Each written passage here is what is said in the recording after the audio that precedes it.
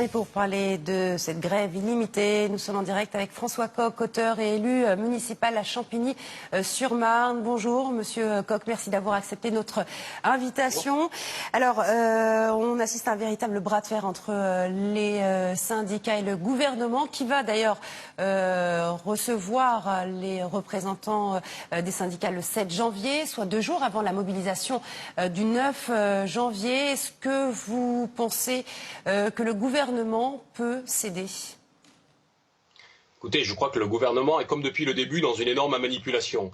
Il ne vous aura pas échappé que si M. Macron décide de recevoir les organisations syndicales, les centrales syndicales, le 7 janvier, donc 2 jours avant la mobilisation du 9, c'est qu'il se calque sur le calendrier de ces centrales syndicales qui sont l'interlocuteur qui lui permet de nouer un dialogue dans lequel il espère les faire céder.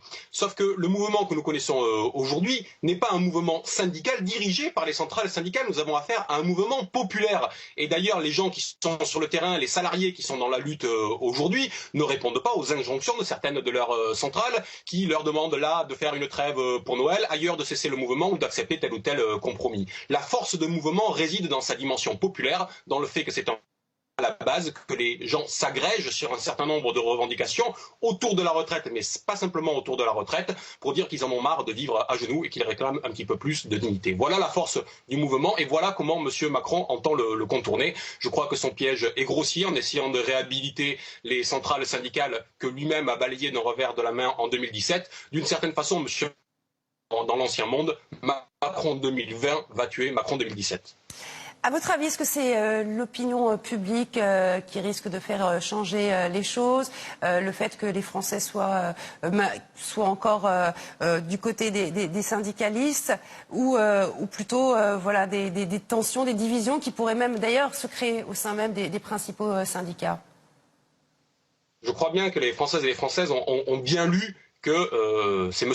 Macron qui va gâcher Noël. C'est M. Macron qui va gâcher Noël et qui en réalité joue le rôle d'un père fouettard, cynique, pervers et sans cœur. Si je dis ça, c'est que M. Macron a décidé du calendrier. C'est lui qui a décidé de lancer cette réforme des retraites au moment du mois de décembre pour la faire passer au mois de janvier en jouant sur ce calendrier des fêtes. C'est lui qui a refusé la discussion en amont pour essayer de lever un certain nombre de difficultés qui pouvaient exister dans un certain nombre de secteurs comme à la SNCF ou dans l'éducation nationale. Et c'est lui aujourd'hui qui repousse la discussion au début du mois de janvier sans vouloir s'asseoir à la table des négociations pendant les fêtes ou dans les jours qui ont précédé. Donc M. Macron, lui, n'en a rien à faire du quotidien des Français, comme il poursuit un objectif qui est d'essayer d'abattre l'ensemble du mouvement social français, comme l'avait fait avant lui Mme Thatcher en 1984 et 1985 au Royaume-Uni contre la grève des mineurs. Eh bien, M. Macron essaie de faire le dernier grand pas de la vague néolibérale, sauf que la France est un pays républicain qui s'est toujours refusé à se mettre à genoux face au néolibéralisme, et une fois encore, M. Macron n'aura pas le dernier mot sur ces questions-là. Le 7 janvier, une nouvelle mobilisation nationale, ça sera donc la 4e. Les précédentes, on a vu plusieurs corps de métiers défiler dans la rue. Certains ont obtenu des avantages, ou plutôt des garanties sur leurs régimes spéciaux, notamment les policiers et les gendarmes. Est-ce que vous pensez que d'autres régimes pourraient voilà, obtenir un passe-droit de la part du gouvernement ?